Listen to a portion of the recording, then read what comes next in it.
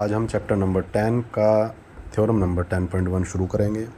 हमारे पास एक सर्किल है और एक टेंजेंट है। सेंटर ओ से टेंजेंट के ऊपर एक रेडियस डाली गई है।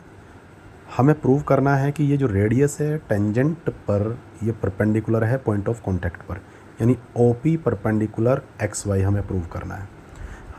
सो गिवन है XY is a tangent, OP is a radius and to prove में हमें करना है OP परपेंडिकुलर ऑन XY।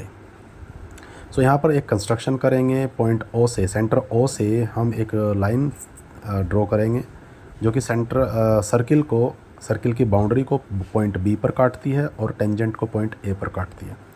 ध्यान रखना है जो डॉटेड लाइन ये वाली है ये आपको ड्रॉ नहीं करनी है, ये बाय मिस्टेक ड्रॉ हो चुकी है, तो आपको ये वाली लाइन ड्रॉ करनी है, ये वाली OA। सो बेटा आपको प्रूव करना है कि OP टेंजेंट पर एक परपेंडिकुलर है। ध्यान रखें एक्सटर्नल पॉइंट से जितने भी हम यहाँ पर लाइन सेगमेंट ड्रॉ करेंगे किसी लाइन पर, बहुत सारे लाइन सेगमेंट हम ड्रॉ कर सकते हैं, लेकिन उनमें से जो सबसे शॉर्टेस्ट लेंथ होगी, सबसे शॉर्टेस्ट लाइन सेगमेंट होगा वही परपेंडिकुलर कहलाएगा। तो हमें OP को सबसे शॉर्टेस्ट लेंथ प्रूव करनी है, मतलब हमें OA और OP में कंपेयर करके OP को स्मॉलर देन OA प्रूव करना है।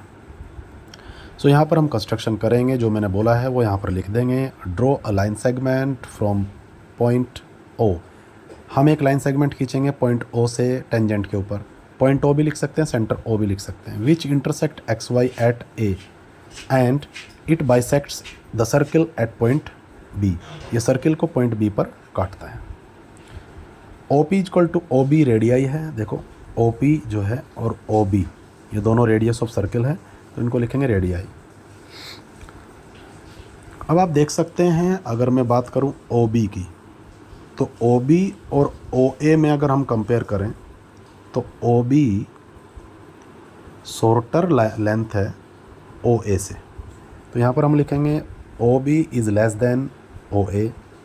जब OB लेस देन OA है तो OB की जगह यहाँ से मैं OP पुट कर दूंगा क्योंकि दोनों इक्वल हैं, तो OB को मैंने रिप्लेस कर दिया OP से, तो OP भी लेस देन हो जाएगी OA से, therefore OP perpendicular on XY। Reason क्या लिखेंगे, shortest line drawn from a point to any line is perpendicular. So ये थ्योरम नंबर 10.1 हमारी कंप्लीट हो चुकी है। अब हम एक्सरसाइज ओपन करेंगे 10.1। सो आप देख सकते हैं एक्सरसाइज 10.1 में सबसे पहले हमें इसका आंसर देना है, how many tangents can a circle have.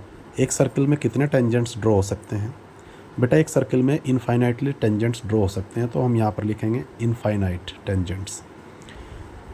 Question second, fill in the blanks है, आपको ये वर्क सारा नोटबुक में करना है। फिल इन द ब्लैंक्स में a tangent to a circle intersect it in, कितने पॉइंट से काटता है सर्किल को टेंजेंट, देखो एक पॉइंट से, तो यहाँ पर 1 आ जाएगा। A line intersect a circle in 2 points is called, एक ऐसी लाइन जो सर्किल को 2 पॉइंट से काटती है, मैंने इंट्रोडक्शन पार्ट में बताया था, उसको हम सीकेंट बोलेंगे, तो यहाँ सीकेंट आएगा। अ circle can have dash parallel tangents at the most, एक सर्किल में ज़्यादा से ज़्यादा कितने टेंजेंट्स पैरेलल हो सकते हैं, तो 2 टेंजेंट हो सकते हैं। देखो एक टेंजेंट यहाँ ड्रॉ कर दिया और एक टेंजेंट में इसके जस्ट अपोजिट साइड में यहाँ पर ड्रॉ करूँगा, तो 2 ही टेंजेंट पैरेलल ड्रॉ हो सकते हैं। वैसे तो बहुत सारे टेंजेंट्स ड्रॉ हो सकते हैं इस सर्किल में, लेकिन पैरेलल तो 2 ही टेंजेंट हो सकते हैं, तो यहाँ पर लिखेंगे हम 2 पैरेलल टेंजेंट्स। नेक्स्ट पार्ट है the common point of a tangent to a circle and the circle is called. बेटा जो सर्कल पर टेंजेंट जा रहा है और सर्कल को टच किया इसने, किस पॉइंट से टच किया, P पॉइंट से, तो इस पॉइंट को हम क्या बोलेंगे, पॉइंट ऑफ कॉन्टैक्ट, तो यहाँ पर आएगा पॉइंट ऑफ कॉन्टैक्ट। और ध्यान रखें रेडियस जो होगी वो पॉइंट ऑफ कॉन्टैक्ट पर परपेंडिकुलर होती है, यानी 90 डिग्री का एंगल बनाती है। इसके बाद हम क्वेश्चन करेंगे थर्ड में टेंजेंट PQ है हमारे पास, पॉइंट P है, to a circle of radius 5 centimetre meets a line through the centre O at point Q so that OQ 12 है और लेंथ PQ हमें फाइंड करनी है।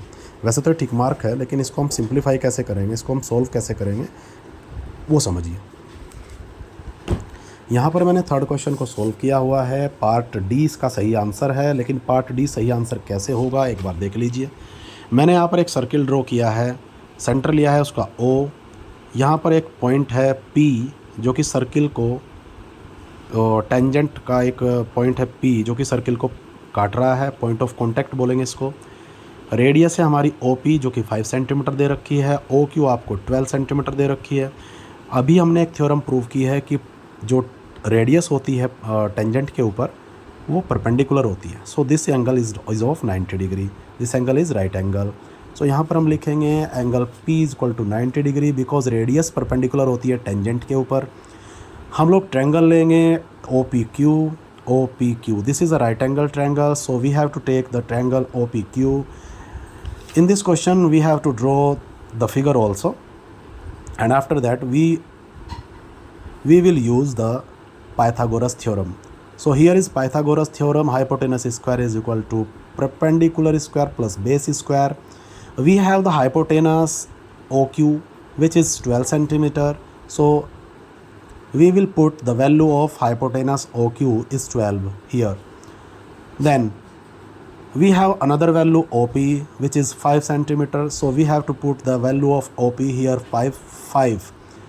The square is 5 square plus PQ square is as it is 12 square is equal to 144. The square of 12 is 144. The square of 5 is 25. PQ square will as it is 144 as it is रखेंगे, उधर से 25 transfer करेंगे LHS में तो ये negative value आ जाएगी। 144 minus 25 is equal to 119 centimetre square. अगर मैं यहाँ से 2 को रिमूव करूँ, इसकी पावर को रिमूव करूँ, स्क्वायर को रिमूव करूँ तो दूसरी साइड पर स्क्वायर रूट लग जाएगा।